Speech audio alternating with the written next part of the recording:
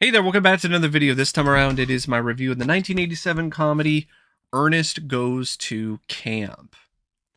Now, Ernest Goes to Camp is the first in the Ernest series of films, and before I go any further sharing my thoughts on it, I want to give a special shout out to Brock for requesting this review, and if there's another film, TV show, or topic that you would like to see me discuss in the future, feel free to donate to my PayPal. The link will be in the video description down below, and I will try to get to it as soon as I possibly can. Now, Ernest Goes to Camp, it's the first Ernest film, but Ernest appeared in other capacities long before 1987 when this film was released. Ernest as a character started out as a advertising gimmick. I believe it was actually a local advertising gimmick in, I think it was like Texas or something like that. And it was pretty popular right off the bat locally. And the gimmick was interesting enough and funny enough that it ultimately got the attention of bigger corporations and bigger companies like Coca-Cola. And so Ernest then started to become a spokesperson or a spokesman for a bunch of different products. And as a result, Ernest became a household name long before he even got his own film. And it's such an interesting and fascinating story when you really think about it, because it's a massive outlier when it comes to a lot of things regarding entertainment. I mean, you really don't see a lot of instances where a advertising gimmick gets their own film franchise, let alone reach the popularity that Ernest ultimately did in his peak. And I get why some people aren't into these films or they aren't into the character, but for somebody that completely went in blind with these Ernest movies, for someone who didn't really grow up with them, didn't really have a lot of nostalgia for this character or these movies, for the most part, except for maybe like a handful of these films, the series surprised me. And it starts out with the first film, Ernest Goes to Camp. Like, I enjoyed this enough that I honestly can say without a doubt that if I saw this when I was a kid, this would be on pretty constant rotation, because it's just a fun movie, and it's a really typical, for the time, late 80s, early 90s kids movie that reaches that kind of sweet spot for me. And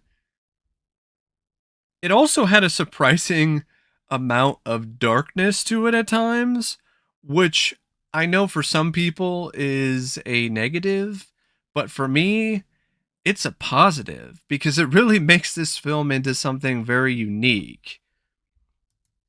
The film was directed by John Cherry, who prior to this he did some other stuff. He did Dr. Otto and the Riddle of the Gloom Beam, which is technically, I guess, the first film that Ernest appeared in, but it's not really an Ernest movie. It's just a film that the Ernest character shows up in a few scenes. And he did some other stuff for home video. Hey Vern, it's Ernest, like the family album. Did something called the Ernest Film Festival, and all of those I believe were a lot of the commercials that were spliced together into their own video. And John Cherry's direction in this film is fine. I'm not going to sit here and say that it's stupendous, it's spectacular, it's jaw dropping. No, but for this kind of film, it's fine. It gets the job done. It's not like there's a lot of incompetence behind the camera here. I think some of the comedic timing at times, when it comes to the visual style and the direction, could have been a bit tuned up, could have been a bit better. Some of the scenes seem a little flat when I honestly feel that they could be a lot funnier if they had a little bit more energy when it comes to the direction. But there's still enough of that vitality and that mirth behind the camera. And you can definitely tell that John Cherry has a really good, cohesive relationship with the film's star and Jim Varney. Like, he really knows how to get the best out of Jim.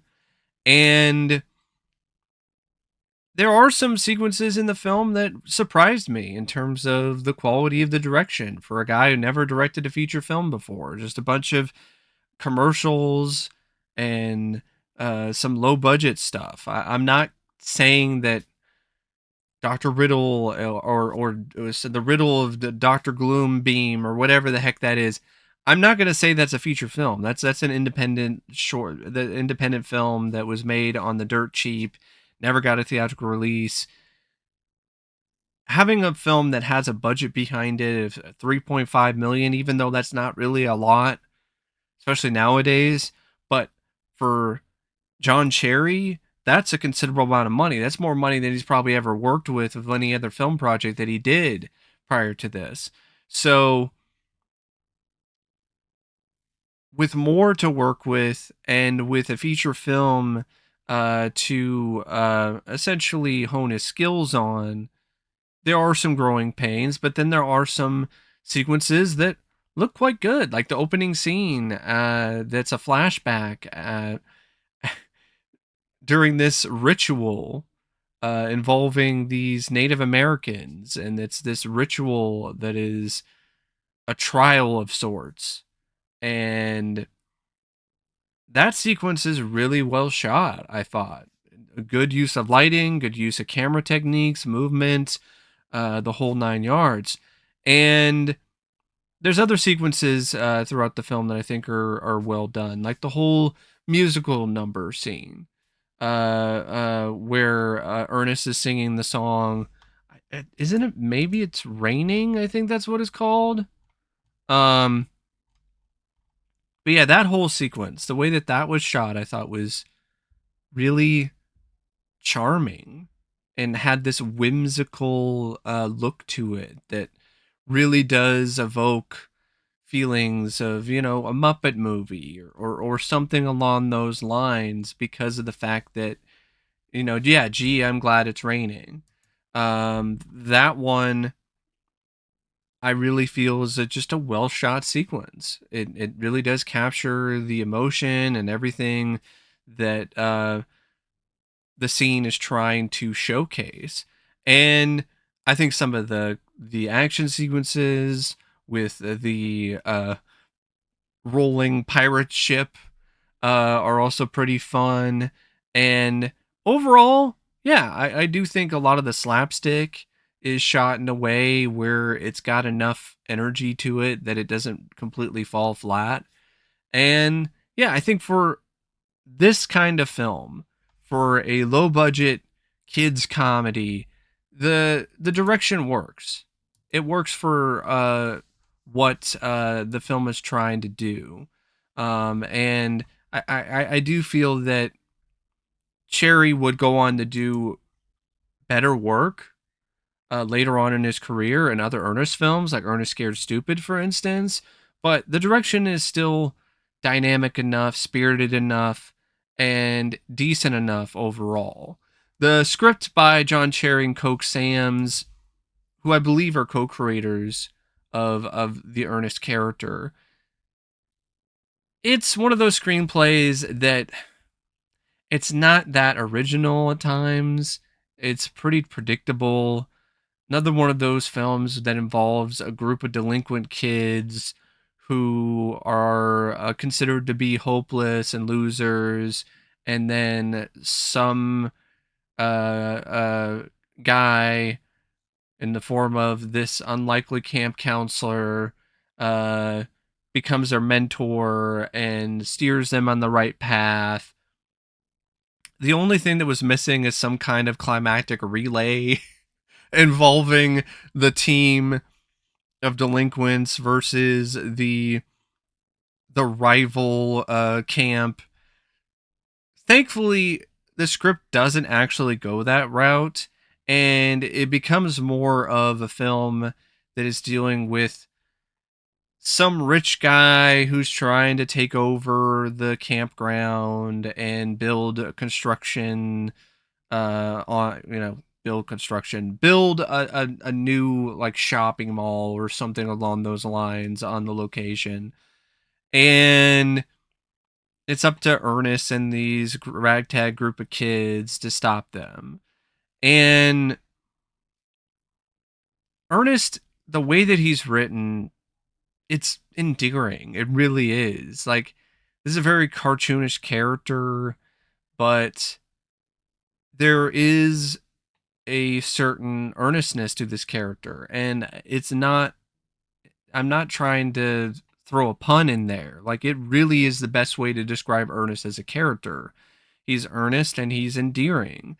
Like, it's a character that you really do feel that he means well and he's trying to do the right thing, but he's a lunkhead. He's a lovable lunkhead. Like, he's not necessarily the brightest bulb, but because of the fact that he's not malicious and he's got this big heart, it's a character that you honestly root for. You really do. You want him to do well. You want him to succeed. You want him to become a camp counselor because, yeah, it's not necessarily something that's that impressive, but it means a lot to him. And so you want him to be able to reach that goal.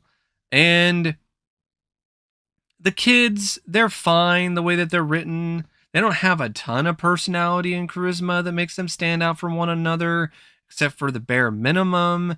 But they're not written in ways where they're annoying or obnoxious or unlikable. And the villains, they're pretty effectively villainous, especially Lyle Alzado's construction worker character. Um, there are some things like there's some stuff with these two chefs who work at the camp and they use this machine to make food and they do all this other stuff with these characters, and that really didn't do anything for me. I don't mind the actors like Gailard, Sartain, and but I just didn't really care at all about that a bit of the script in terms of those characters and their shtick. It wasn't funny to me. And there are some moments with the evil, villainous developers that kind of make you roll your eyes, or the stuff with the owners of the camp, where the real owner of the camp is a Native American, and there's this whole sort of stuff involving the Native American lore and mythology and the way that they carry themselves that is just very Hollywoodized and almost a caricature at some points, but not quite to that extent. That's why I said almost. Um, and it's just one of those movies where the screenplay, it's serviceable. There's enough there in terms of a setup for the plot and for things to unfold throughout the movie. There's enough likable characters, at least when it comes to Ernest as the lead, and some of the kids, the delinquent kids, or at least the group as a whole is relatively likable, and you definitely do sympathize with them. I think the script did a good job making you feel for them because they're struggling to fit in at the camp, and they're struggling with a lot of other things in their lives currently. And I really was also surprised by the dark moments in this script, which I feel actually did work. I know some people don't like those moments. They think they don't fit with the film, but I think it adds an extra layer to the movie that makes it better than I think it would have been otherwise. It raises the stakes when it comes to the scenes involving the construction workers, involving the villainous developers, and you've seen scenes earlier where Ernest gets absolutely battered by Lyle Alzado in a fairly realistic way, it creates a nice contrast with the cartoonish hijinks. And it makes the whole stuff with the developers and their plan and the kids and Ernest teaming up to stop them in, honestly, the fashion of the Lost Boys and Hook. So much so that I'm really wondering whether or not Steven Spielberg or the writers of Hook at one point didn't see this movie and, or I mean, one point did see this movie. My bad. And then came up with an idea to incorporate some of those elements into Hook with the Lost Boys, because that was eerily similar in terms of the way that the delinquent teenagers or the delinquent kids defended their camp versus the Lost Boys when they fight Hook and his pirates and Hook with, you know, the food and all this other stuff, and their ships have this appearance to them that looks like it's made out of, you know, just whatever they could find. You know, that it has that kind of vibe, and so yeah, definitely saw some parallels there.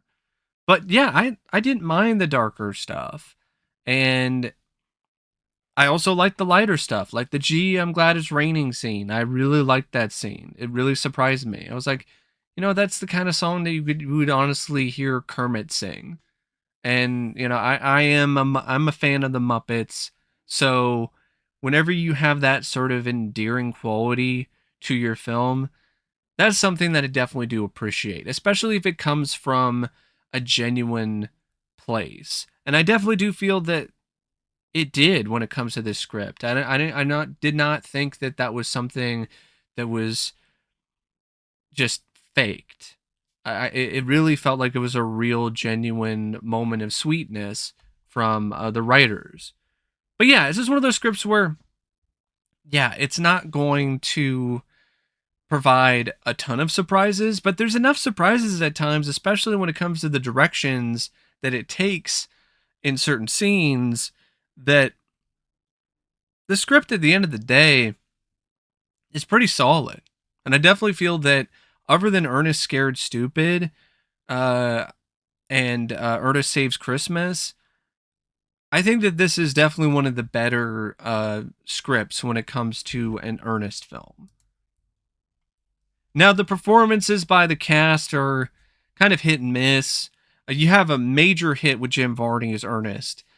Jim Varney is just so much fun to watch as this character. The way that he's able to manipulate his face and do all these different contortions with it, and use it in ways to get a laugh, is really impressive. And yeah, in a lot of ways, I know people have said this before, but I think it bears repeating. He really was the original Rubberface, long before other actors like Jim Carrey. And he's a master of physical comedy. There's a scene in this where he made me laugh out loud when he's just dealing with a plunger. He's just plunging a toilet, and just the way that he handled that scene, the way that he did the physical comedy in that scene, really made me crack up. And that just shows you just how immensely talented Jim Varney was as a physical comedian. And his line delivery is fine too, especially when it comes to his deadpan. Very underrated deadpan comedian. He's good at being the goofy, slapsticky, lovable lunkhead, but he's also good at having this just really funny deadpan. The rest of the cast, I mean, John Vernon, definitely a ice cold villain as Sherman Crater. I mean, this is the same guy who told a bunch of teenagers in Savage Streets to go fuck an iceberg. So this is definitely a guy who can pull off this kind of role. Victoria Racimo is the nurse who's kind of a love interest and kind of not, just kind of there. Iron Eyes Cody is the old Indian. It was fun to see him in a film. He worked for that role. Lyle Alzado, I thought was amazing. I thought it was awesome as Bronk, Crater's foreman of the construction crew. The heavy, like Lyle Alzado was a very intimidating presence and added a lot to the film to me. Gailard Sartain, even though I didn't really care for the Quizlet brothers, he wasn't the problem. He had a certain amount of charisma to him that I didn't mind and kind of made some of those scenes, I guess, watchable, even though I didn't find them funny. They were at least watchable because of what Gaylord Sartain was able to bring to them. Then you have the kids. Then you got like Patrick Day as Bobby, Scott Menville as Crutchfield, Danny Capri as Danny Simpson, Jacob Vargas, Joker from Next Friday is Butch, Todd Lloyd as Chip, Hakim Abdulsamad as Moose. Like the kids were fine. I didn't think the acting was great by these kids, but it was still good enough. Like it wasn't like the scenes with these kids was really difficult to sit through because they can't say their lines properly or they don't have a shred of charisma. No, like there were quite a few of these kid actors that had a certain amount of charm to them and there was a certain spark there and I felt they had a decent amount of chemistry with one another. The other members of the camp, like the counselor, Ross, Stennis, played by Eddie Schumacher, is kind of and that's what I mean. There's a lot of people who are like the counselors at Camp Kikiki who just didn't really have anything about them personality wise that made them stand out. And so it made the scenes with them kind of boring. And I didn't feel they really worked that well or played that well off of Jim Varney. Um, but yeah, it's a okay cast, but it's definitely uh, spearheaded by Jim Varney in his talents, which is how it should be. It really should be because that's the whole point of the film. The film features some cinematography that's fine. It's not fantastic, but the camp has a good, nice look to it. It's got this sunny vibe, and it adds to the whole feel that the film is trying to provide with this happy-go-lucky kind of vibe, mixed in with some moments of seriousness to at least add some stakes to the story. Um, but yeah, it's not a film that you're going to use as a template for how to do cinematography. No, it's not that kind of film, but it still looks fine enough, and it's well edited by Marshall Harvey. I especially feel that way when it comes to the more high energy scenes, the more cartoonist sequences, the stuff involving Ernest or the kids defending the camp, and it's got a score by Shane Keister, and the score is so.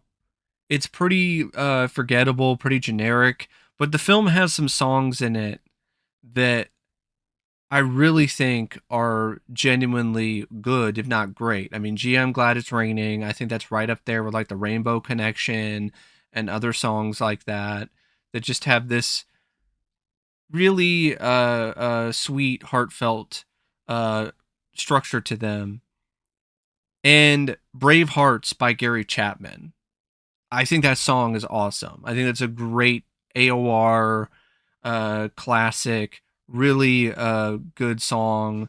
And that song really surprised me. That's the kind of music I really like. The kind of music you heard a lot on 80s movie soundtracks. And maybe it's nostalgia. Maybe it's because I grew up listening to 80s movie soundtracks. But whatever it is, it's something that definitely does appeal to me. And whenever I hear a song like that I haven't heard before, and it is a good song, that is definitely something that adds a lot to a film to me. And yeah, I thought that song was great. I thought the way that it was utilized in the scene where the kids are building the ship was really effective. And overall, I think had some good songs in the soundtrack. And I think it's a good film for what it is. For a kids movie that's silly, that's over the top in the vein of something like Heavyweights, although I would say I prefer Heavyweights over this if we're talking about summer camp comedies for kids. But it's still a film that's entertaining, and it goes by at a pretty quick pace. You'll get a handful of laughs, and it's not a movie that's necessarily going to make you I I don't know. It's not going to make you want to watch it again right away, but it's a type of film that there's a certain fun vibe to it and feel to the film that is something that's worth going back to every now and then. And I could definitely see why films like this, at least for adults and at least for people who grew up with these movies, that watching these movies, it enables them to kind of tap into that kid again, and just have that sort of turn your brain off popcorn kind of entertainment that has a good heart to it.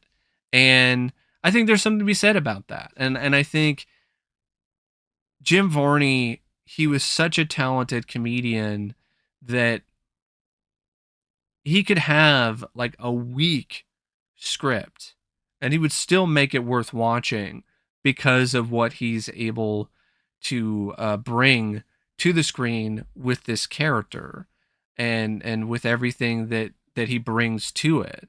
So yeah, I would say if you like those kind of comedies, if you like those kind of summer camp comedies like Meatballs and Heavyweights and Camp Nowhere, like I definitely would recommend Ernest Goes to Camp. But anyway, thanks for watching my review of Ernest Goes to Camp, and until next time, I'll see you later. You know what I mean?